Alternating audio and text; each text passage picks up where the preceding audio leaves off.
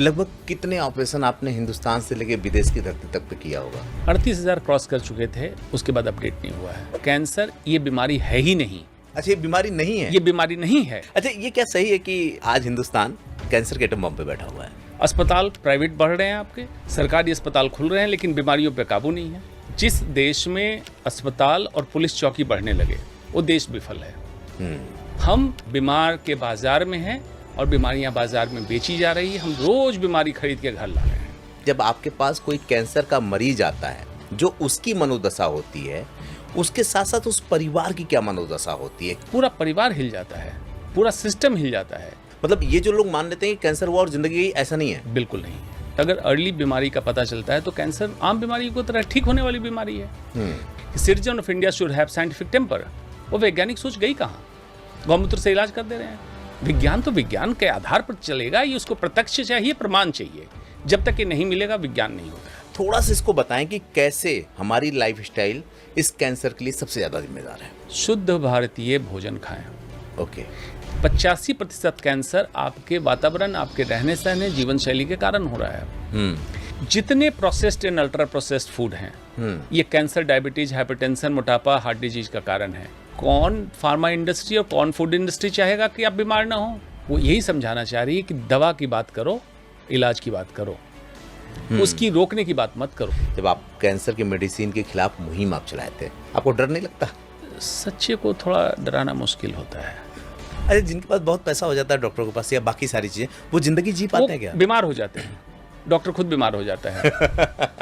उसको blood pressure, hypertension, मोटापा, sugar की समस्या, अनेक समस्या हो जाती है। अच्छा सर, क्या लगता है कितने तरह के कैंसर होते हैं? बाल की जड़, नाखून, हर जगह कैंसर हो सकता है। आरक्षण मेडिकल में नहीं होना चाहिए। एक लाइन में बता रहा हूँ, डीआरडीओ में आरक्षण क्यों नहीं है? मैं कह रहा हूँ जैसे चलाना है चलाओ, जितना बेड़ा गर्क करना है करो, मेडिकल साइंस को छोड़ दो। अभी हाल फिलहाल मैं एक इंटरव्यू देख रहा था। एक कैंसर के सबसे सीनियर डॉक्टर, जो हिंदुस्तान में अक्सर अगर आप सर्च करेंगे तो जैसे ही गूगल में डालेंगे, आप नाम कैंसर के बारे में सर्च करेंगे तो वो बड़े ऊपर आ जाएंगे। उन्होंने कहा कि अगर किसी देश में स्कूल और कॉलेज से ज़्यादा हॉस्पिटल खुलने लगे तो आने वाली स्थिति बहुत भयावह है। ये बात मुझे लग गई। मुझे लगा कि इस मैटर पे तो बात करना चाहिए। और जब मैं उनसे बात करना शुरू किया तो उन्होंने ये कहा कि आज हिंदुस्तान कैंसर के एटम बम पे बैठा हुआ है, जो कभी भी फट सकता है। जो मरीज कभी एक दो हमारे पास आते थे, आज उनके घरों से मरीज आने लगे। तो ऐसा नहीं कि हम मशहूर हो गए, बल्कि मरीजों की संख्या बढ़ गई। आज आप देखेंगे कि कैंसर के नाम पे लोग ना सिर्फ डरते हैं, बल्कि अपना घर द्वार बेच देते हैं, व्यक्ति को बचाने की कोशिश करते हैं और वो हार जाते हैं। जिसके घर में कैंसर से पीड़ित एक मरीज जाता है, उसका पूरा घर खत्म हो जाता है। सिर्फ उस आदमी की वजह से नहीं, बल्कि उसके पीछे कई चीज़ें बड़ी जिम्मेदार बन जाती हैं। आज इसी मामले पर बात करने के लिए हमारे साथ सीनियर कैंसर के सर्जन डॉक्टर अंशुमान जी हैं। सर, बहुत बहुत स्वागत है आपका ये समय देने के लिए। धन्यवाद। और मेरे लिए बड़ी फख्र की बात है कि आप सीधे ओटी से यहाँ आ रहे हैं। क्या ये सही है? जी देखिए, ऐसा है, शेर जंगल में रहेगा, सर्जन ओटी में रहेगा, मास्टर स्कूल में रहेगा, और आप लोग पत्रकार हैं, यहाँ पे स्टूडियो में रहेंगे। ये आपकी जो अदा ना, ये दिल जीत लेती है। आपने जितनी बीमारियों का नाम लिया, मुझे लगता है एक बड़ी मजेदार बात आपने बोली कि अगर आपने अपने शरीर को प्रताड़ित किया तो वो आपका साथ देना शुरू कर देगा। बिल्कुल। और वो प्रताड़ित करने का मतलब कि आपकी लाइफस्टाइल, आपके जंक फूड्स हो सकते हैं, आपकी शराब, आपकी सिगरेट और आपकी इस तरह की तमाम चीजें हैं, अगर मैं सही समझ रहा हूँ। बिल्कुल। थोड़ा सा इसको बताएं कि कैसे हमारी लाइफस्टाइल इस कैंसर के लिए सबसे ज्यादा जिम्मेदार है। एक प्राकृतिक नेचुरल लिविंग क्या है, एक इमेजिन कीजिए, फिर मैं इसका फॉर्मूला बता दूंगा कि कैसे आप अपने को स्वस्थ रख सकते हैं। नेचुरल लिविंग का मतलब ये है कि सूर्योदय के आसपास जग जाएं, सूर्यास्त के जितने करीब आप सो जाएं। इसी के बीच खाना खाते थे। होमोसेपियंस जो आज स्पीसीज इंसान की जिंदा है, भले आप कहते हैं कि आप इस राज्य के हैं, इस देश के हैं, इस जाति के हैं, इस धर्म के हैं, विदेशी हैं, देसी हैं तो होमोसेपियंस अभी जितने लोग हैं, 8.5 अरब आबादी धरती की है, उसमें मैक्सिमम होमोसेपियंस हैं। हमारे पूर्वज हंटेरियन होते थे, शिकार करते थे। पुरुष शिकार के लिए जंगल जाते थे, महिलाएं नेस्ट प्रोटेक्टर, घोंसले को संभालने वाले, मतलब घर को संभालती थी। उसके बाद हम आए एग्रीगेरियन सोसाइटी में, जहाँ सिंचाई की व्यवस्था हुई, हमारा इवोल्यूशन हुआ, हम लोग एग्रीकल्चर करने लगे, तो खाना तैयार करते थे, स्टोर भी करने लगे। अब धीरे धीरे हम जिस सोसाइटी में अर्बनाइजेशन में आए हैं, अनप्लान्ड अर्बनाइजेशन हुआ। हमने नेचर के सारी थ्योरी, सारी फिलॉसफी को चैलेंज कर दिया। पूरी रात जगेंगे, जिसके कारण सर्कैडियन रिदम डिस्टर्ब हुआ। सर्कैडियन रिदम दिमाग में एक ग्लैंड है जिसमें बायोलॉजिकल क्लॉक है। अच्छा। ये सूरज की रोशनी के साथ एक्टिवेट होता है, जगाता है आपको, लेकिन क्योंकि आप सो नहीं पाए तो आप देर तक सोते हैं। सूरज की रोशनी निकलने के जितने देर तक आप सोएंगे, heart disease, diabetes, heart attack, hypertension, cancer की संभावना बढ़ेगी। अच्छा। इस पे बहुत बड़ी स्टडी हुई यूनाइटेड किंगडम में, नर्सेज स्टडी। उसमें देखा गया, पहले नर्सेज को रिक्रूट किया गया, बाद में और भी महिलाओं को किया गया। जो महिलाएं नाइट शिफ्ट करती थी, रात में काम करती थी, दिन में सोती थी, उनमें स्तन के कैंसर की संभावना बढ़ गई। ये डॉक्यूमेंटेड रिपोर्ट है। पुरुषों में भी देखा गया बाद में। इनके लाइफस्टाइल में और गड़बड़ी क्या होती है, निशाचर, रात में चलने वाला, तो आम तौर पे ये निशाचर नरभक्षी होते हैं, तो मांसाहारी होंगे। अब ऐसा नहीं कि नॉनवेज खाना बेकार है, नॉनवेज कैसे खाना चाहिए, क्या खाना चाहिए, उसकी भी एक ये है। उसमें व्यसन आ जाएगा, शराब, सिगरेट, नाइट लाइफ, मोटापा आने लगेगा।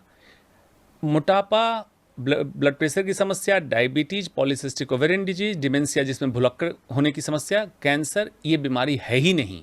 अच्छा, ये बीमारी नहीं है? ये बीमारी नहीं है, ये मैनिफेस्टेशन है। मैनिफेस्टेशन मतलब कि आपके शरीर के अंदर जो सेल के अंदर बदलाव हुआ, वो गड़बड़ हुआ, उसको कहते हैं मॉलिक्यूलर हेल्थ। मॉलिक्यूलर हेल्थ गड़बड़ हुआ, उसका प्रारूप एक निकल के आया, जब आपको दिखा उसका नाम हमने कैंसर दे दिया।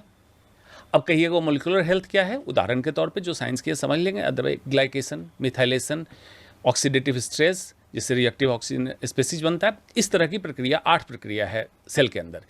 ये गड़बड़ होगा तब तक आपकी ब्लड रिपोर्ट भी गड़बड़ नहीं होगी, एक्सरे सीटी स्कैन गड़बड़ नहीं होगा। ये गड़बड़ होने के लिए चाहिए 10⁻⁹, मतलब 10 पे 9 0 जब लगेगा, इतने सेल जब होंगे तो 1 सेंटीमीटर का ट्यूमर दिखेगा, जिसको हम कैंसर कहते हैं। अच्छा। इमेजिन कीजिए, तो कितने पहले आपके मॉलिक्यूल में एक सेल के अंदर बदलाव चालू हुआ, वो 10⁻⁹ सेल बना, इम्यून सिस्टम को चकमा दिया। आपने इतना अत्याचार किया कि बॉडी को मौका नहीं दिया कि रिकवर कर पाओ, अदरवाइज बॉडी रिकवर करके उसको खत्म कर ली होती। एक मज़ेदार बात मैं कहूँगा, आपने हिंदुस्तान और हिंदुस्तान से बाहर तमाम ऑपरेशन किए हैं, तमाम लोगों को ठीक किया आपने, और बहुत से लोग मतलब गए भी दुनिया से, जो आपके पास बहुत लेट आए या लगा कि बिल्कुल लास्ट स्टेज पे वो आए हैं। उसके बाद भी, इतने बड़े कैंसर के डॉक्टर होने के बाद भी, आपने 5 ऐसे बीमारियों का नाम लिया है जो आज की डेट में ट्रेंडिंग है, और इन 5 बीमारियों के नाम पे सबसे ज़्यादा पैसा खर्च किया जाता है, इंश्योरेंस से पैसा लिया जाता है, हॉस्पिटल्स पैसा लेते हैं, और आप ये बात कर रहे हैं कि ये 5 बीमारी नहीं है। बिल्कुल। आप अब इसको थोड़ा सा एक्सप्लेन करेंगे ना, तो ये जो दर्शक है हमारे, वो ये समझ पाएंगे कैसे वो खुद अपने लिए बीमारी पैदा कर रहे हैं। अब देखिए, ये बीमारी जो है, जिन बीमारियों का नाम मैंने लिया और मैंने कहा ये बीमारी नहीं है, इसका मतलब ये हुआ कि एक्चुअल बीमारी कुछ और है, जिसका ये मैनिफेस्टेशन है। यही मैं कह रहा था। हाँ। अब इसको बीमारी का नाम क्यों दिया गया? ICD कोडिंग होती है हमारे मेडिकल में, मतलब बीमारी का, हर बीमारी का एक कोड दिया जाता है। ठीक है। उसके पीछे बहुत बड़ी फार्मा लॉबी और बहुत बड़ी फूड इंडस्ट्री इन्वॉल्व है। फार्मा लॉबी दवा जिस बीमारी के लिए बना रही है, उस बीमारी की तो चर्चा होगी। अब ग्लाइकेशन कम करने की दवा नहीं है, मिथाइलेशन कम करने की दवा नहीं है, ऑक्सीडेशन कम करने की दवा नहीं है, मेम्ब्रेन इंस्टेबिलिटी कम करने की दवा नहीं है। क्या है ये? जो एक्चुअल बीमारी जिसकी बात अभी मैंने कही, डिजीजेज आर नॉट ड्रगेबल, फूडेबल। ये आपके खाने से ये ठीक रह सकती है चीज़ें, और आपको बीमारी हो ही नहीं सकती है। तो कौन फार्मा इंडस्ट्री और कौन फूड इंडस्ट्री चाहेगा कि आप बीमार ना हो? सही बात है, वो तो चाहेंगे बीमार हो, और सरकार और सिस्टम भी इन्हीं के थ्रू चल रही है। सरकार और सिस्टम क्यों चाहेंगे? अब देखिए, नेक्सस से समझिए किस तरह से मकड़जाल बुना गया। Pharma lobby, big corporate hospitals, ये शिकार बनाने को तैयार हैं। फूड इंडस्ट्री, जितने processed and ultra processed food हैं, ये कैंसर, डायबिटीज, हाइपरटेंशन, मोटापा, हार्ट डिजीज का कारण है। इस पर चर्चा क्यों नहीं होती है? क्यों ultra processed and processed food लाया जाता है? मैं समझाऊंगा क्या है अल्ट्रा प्रोसेस्ड फूड। पैक्ड करके आपके मार्केट में उतारा जाता है, ये बीमारी का कारण बना। तो फूड इंडस्ट्री ने पहले उससे मुनाफा कमाया, उसके बाद बीमार हुए, बीमार होकर अस्पताल गए, वहाँ पे दवाइयाँ बिकी, अस्पताल, कॉर्पोरेट अस्पताल का बिल बना। सरकार में बैठे लोग, कुछ तो अज्ञानता है और कुछ जानबूझ के कर रहे हैं कि अगर इसको रोक देंगे तो उनकी फंडिंग कहाँ से आएगी? पब्लिक बेवकूफ़ बन रही है, पब्लिक समझ रही है कि सरकार तो हमारे लिए कितना अच्छा चाह रही है। तो वेलनेस प्रोग्राम चालू करो ना। अगर सरकार अच्छा चाह रही है तो स्वस्थ व्यक्ति को स्वस्थ रहने का तरीका बताओ, उसके सेंटर्स ज़्यादा खोलो, हॉलिस्टिक हेल्थ केयर सिस्टम हो जिसमें बीमार ना हो, और बीमार हो तो उस स्टेज से रिवर्स कर दें ताकि ज़िंदगी उनको दवा ना खानी पड़े। उदाहरण के तौर पे बीपी की दवा ताकि ज़िंदगी क्यों खानी चाहिए? डोज क्यों बढ़ती जा रही है? बीपी का जो हाइपरटेंशन का इलाज करें उनसे डॉक्टर से जब पूछा जाए कि अच्छा आपने फॉर एग्जांपल एक मेडिसिन 20 मिलीग्राम की चालू कर दी, ये 20 मिलीग्राम पे मेरा बीपी ठीक रहेगा? नहीं, आगे तो बढ़ जाएगा, 40 करेंगे, 80 करेंगे। अच्छा उसके बाद मेरा हार्ट अटैक तो नहीं आएगा? नहीं, वो तो आ सकता है, हार्ट अटैक भी होगा, स्ट्रोक भी होगा, किडनी भी फेल होगा। तो भैया इलाज किस चीज़ का किया आप? हमने इलाज का हमने तो बीमार किया। आपने मशीन का इलाज किया कि मशीन में रीडिंग ठीक आने लगी। बिल्कुल सही बात है, इंसान का नहीं। इंसान का इलाज नहीं किया। अगर इंसान का इलाज कर दिए होते तो दवा बंद हो जाती और ब्लड प्रेशर नॉर्मल होता, दवा बंद हो जाती, शुगर कंट्रोल में रहता। आप इतने बेबाकी से बोलते हैं, सिस्टम की बात करते हैं। जब मैं जी न्यूज़ में हुआ करता था तो भी हमने कई प्रोग्राम ऐसे देखे थे जब आप कैंसर की मेडिसिन के खिलाफ मुहिम आप चलाए थे। आपको डर नहीं लगता? धमकाते नहीं है लोग? सच्चे को थोड़ा डराना मुश्किल होता है। मैं भी अगर कहीं कुछ कर रहा होता तो मैं भी डरा होता। मैं बात वही कहता हूं जो सच्चाई है, और इस पे मैंने लिखा था, उसकी पंक्तियां सुने आप, आपको समझ में आ जाएगी। सच्चाई इतनी थी, कितनी छोटी सी बात करूं, सच्चाई इतनी थी कि बस सच कह गया। लग गई सबको। सच्चाई इतनी थी कि बस सच कह गया, दर्दे हकीकत बस बयां कर गया। क्या बात है। सच की धार इतनी पैनी थी कि जख्मे खंजर भी कुछ भर सा गया। क्या बात है, क्या बात है। बस इतनी छोटी सी सच कही थी और तो कुछ कहा नहीं था। अच्छा, जब आप इस तरह की बात करते हैं, लोग आपको देखते भी हैं, आपकी लिखी हुई चीज़ों को लोग पढ़ते भी हैं, तो जब हिंदुस्तान के बड़े डॉक्टरों के बीच बैठते हैं और इंटरनेशनल भी आप बैठते हैं तो लोग आपसे कहते हैं कि आप इस तरह से क्यों बोलते हैं, धंधा बंद हो जाएगा? देखिए, धंधेबाज लोग बोल नहीं सकते हैं, क्योंकि मालूम तो उनको भी है कि वो गलत कर रहे हैं, तो बोल नहीं सकते हैं। बोलेंगे तो मेरा अगला रिएक्शन, अगली प्रतिक्रिया यही होगी कि अच्छा तुम भी कर रहे हो।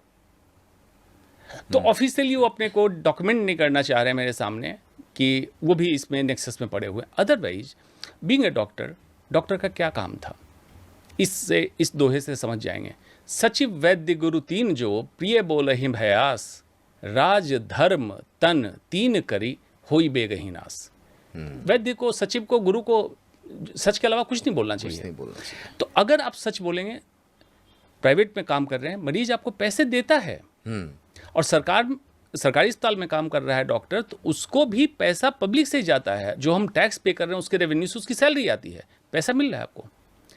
सच बोलने में ये जरूर होगा कि जो हमारा प्रोफेशन था, कई लोग पूछते हैं बाकी लोग गलत कर रहे हैं तो आपको डॉक्टर से क्या दिक्कत है? डॉक्टर से ये दिक्कत है, कोई आपको फोर्स किया था डॉक्टर बनने के लिए? बाई चॉइस बने हैं। तो डॉक्टर का जो काम था, एक नोबल प्रोफेशन माना जाता था, आप इसी को करिए। इसको करेंगे तो कौन सा ऐसा प्रोफेशन है जिसमें पैसे के साथ इतनी इज्जत मिल रही हो? बात तो सही है। कौन सा ऐसा प्रोफेशन है कि आप किसी के गर्दन में चाकू रख दें, अटेम्प्ट टू मर्डर का केस होगा आपके ऊपर।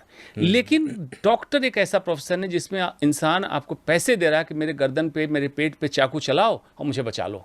ये ट्रस्ट किसके, कौन से प्रोफेशन में है?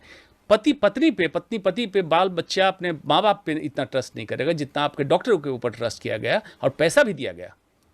इस प्रोफेशन की गरिमा डॉक्टरों को ही रखना पड़ेगा, दूसरे नहीं आएंगे। और इस फील्ड में जो गड़बड़ी आएगी उसका उजागर डॉक्टर को करना पड़ेगा, दूसरे लोग नहीं करेंगे।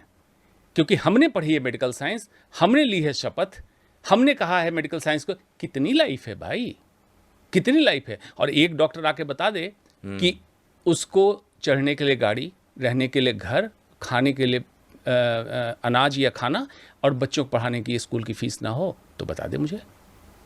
एक भी डॉक्टर नहीं है। उसके बाद ये भूख है जो इस तरह की चीजें। एक और बता दें, दूसरा एक आध डॉक्टर बता दे जो अंबानी या अडानी टाइप का बन गया हो, बिजनेसमैन, नहीं बना। तो जब तुम इतने रिच नहीं हो सकते हो, इतने गरीब नहीं हो सकते हो, तो जो बाई चॉइस बने हो उसको जी लो यार, अच्छे से जी लो।